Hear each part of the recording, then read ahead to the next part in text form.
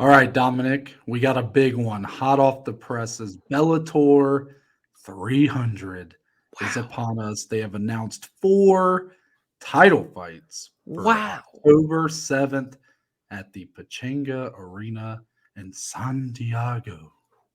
San Diego, which of course in German means a whale's vagina.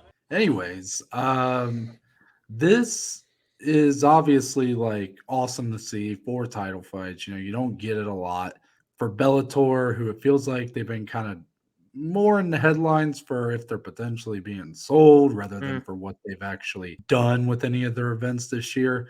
To go big like this for a milestone like 300, I'm very happy with it. I'm happy with the lineup we got. It's as follows. Main event, Ryan Bader defending the heavyweight title against Linton Vassell.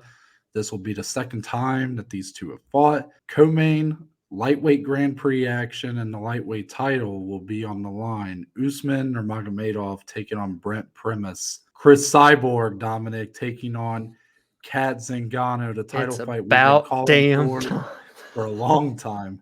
And last but not least, Liz Carmouche taking on the former champion of that division that she is now champion of, Ilima-Lei Macfarlane. I want to kind of get your thoughts on these fights. Are you all on board with having this many title fights with the matchups we got? Is there any cause for concern, perhaps? Well, no, we just have to point this out here, and it could be their new business partner soon, and that's the PFL. They have learned that having anything above three title fights on a card can, let's just say, drag on a little bit in terms of pacing. So hopefully Bellator can hash those details out. They got 2 months to do it. But yeah, four title fights, like you said, we don't see things like this very often. You're lucky if we even get three. Those are rare to come by, even for like the UFC. So this is a big deal for them, but it's only right. They even put out their own logo for this event. Bellator 300 had a little shield. It looked pretty clean. I'm happy for them. I hope that this is a successful event for them. All of the matchups are the fights that make sense with the right contenders kind of in line. So yeah, this card's great. No complaints for me on this end. San Diego, it seems fitting. Will Ferrell even gets a little cameo action. So I'm here for it, Noah.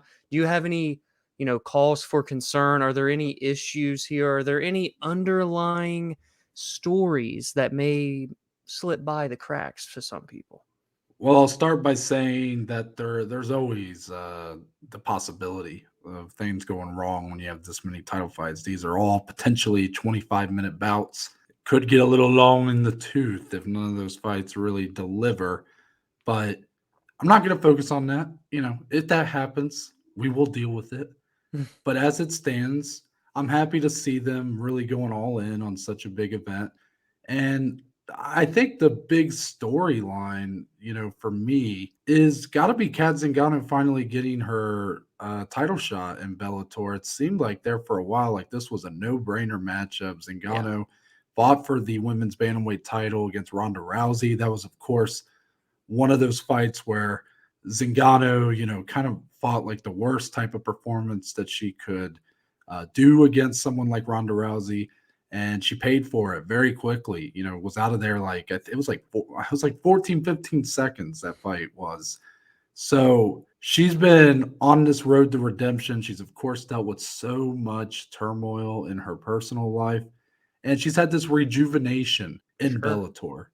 However, I think she will be a massive underdog against Cris Cyborg, and deservedly so. I just think that if she were to able to pull it off, it would be a just incredible comeback story for someone who I think many had written off by the time she had left the UFC back 5 years ago. Still doing it at a high level. What about you? What storyline sticks out to you? I do love that one for all the reasons you mentioned. And it is two women that are pioneers of women's MMA that have Mm. somehow gone by their long, illustrious careers and never fought each other. And now they get that opportunity here for a title on a very large platform and a big card. And I do love that. The win streaks, they're both 9-0 combined in Bellator.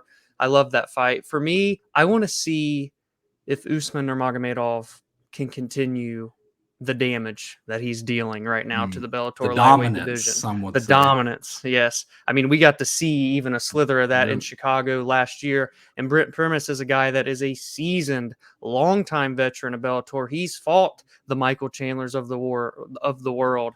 I think this is a test, but for Usman, you just look at the guy, and I'd imagine these odds are going to be accurate with the storyline as well. Of he should just roll over all these guys. We've not been shown otherwise yet through his short but storied Bellator career thus far.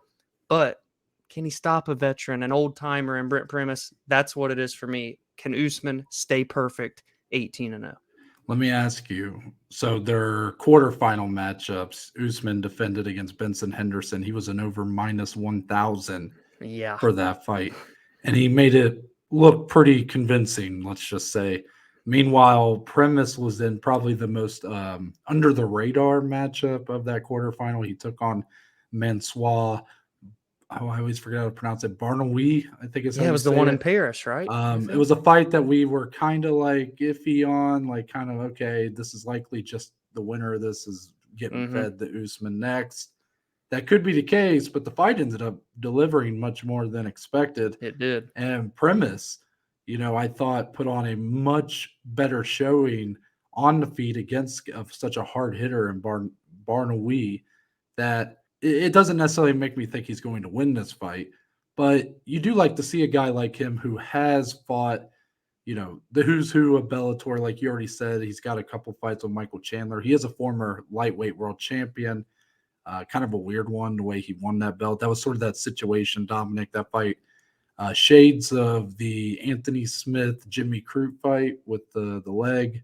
Yeah. He kind of hit Michael Chandler on the right spot, and Chandler just his leg was just dead, basically. Yep. It was hard to watch. But I'm happy to see him get this opportunity, even if I don't have a ton of hope in him actually pulling off this upset. Let me just ask you that. 4 title fights here.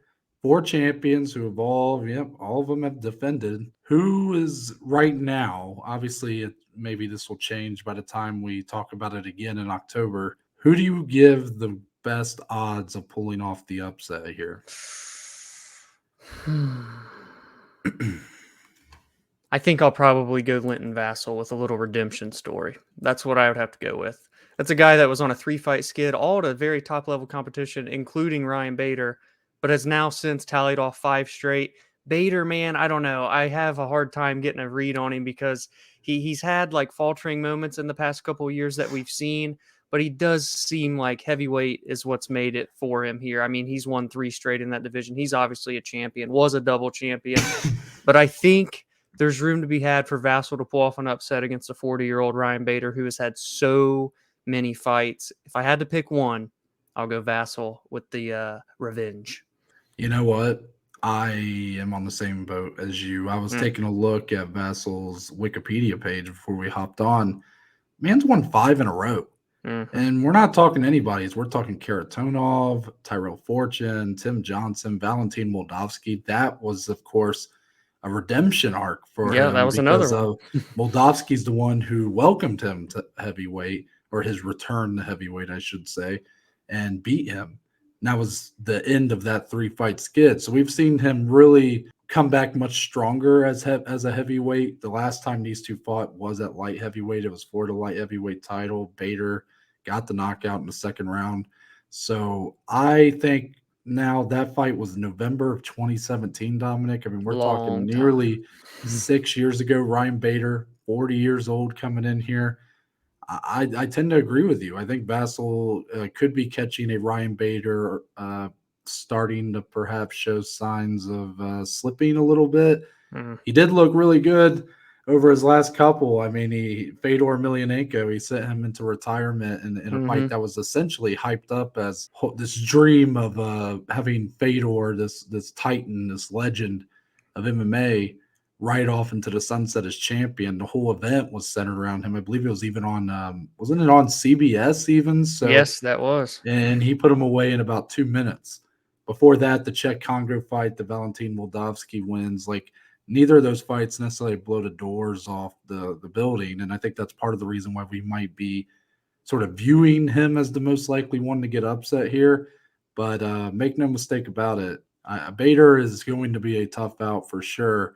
I just think that when I look at the other three matchups, I'm not sure if I'm really seeing another plucky underdog. Some people may look at Ilima-Lei Macfarlane just because of her Yeah. pedigree as a former champion. She did beat Kana Watanabe in her last fight. I didn't really agree with those scorecards. Yeah, And it's then not if the you go same before that Ilima-Lei. fight, Yeah. it's just really seems like the competition has caught up to her. And even if she was still who she was, Dominic, Liz Carmouche, I It's the mean, the best she's run ever she's been. on, It's yeah. this is someone who for years has been a mainstay in the UFC and Strike Force before that, and never won the big one.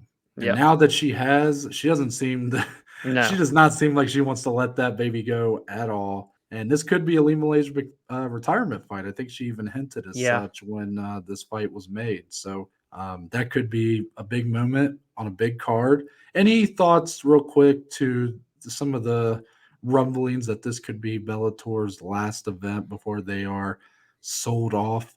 Do you think there's any credibility to that, or do you think it's almost like too perfect to be true, really? Yeah, so I hadn't even really thought about that when we got on here to go today, and you brought that storyline up, and I was like, wow, I never really put too much into it, but it could be. Maybe, just maybe, it is that one last swan song. And if that's the case, just put every single one of your champions that are available on this card. Fuck it. Let's just go all out and do a really big one. But I don't know. It seems like that would almost be too perfect, like you kind of said. I think that would be hard to really navigate, because who are they to know, like, can they really have everything done in the next 2 months if they're merging or selling to a completely different body? I don't know. But if it is their last event, I would say there's no better way to throw a final card, and it just so happens to be 3-0-0. Well said, Dominic. I want to remind everyone watching this on YouTube to please subscribe to the YouTube channel if you like this content. We plan to keep cooking these videos out for you guys in a timely manner. That's the whole reason we made this switch. And please comment below. Let us know what you think of the Bellator 300 announcement. Will this be their final event? Who are you picking as the most likely underdog? And overall, just your thoughts on the fights. And we will see you later.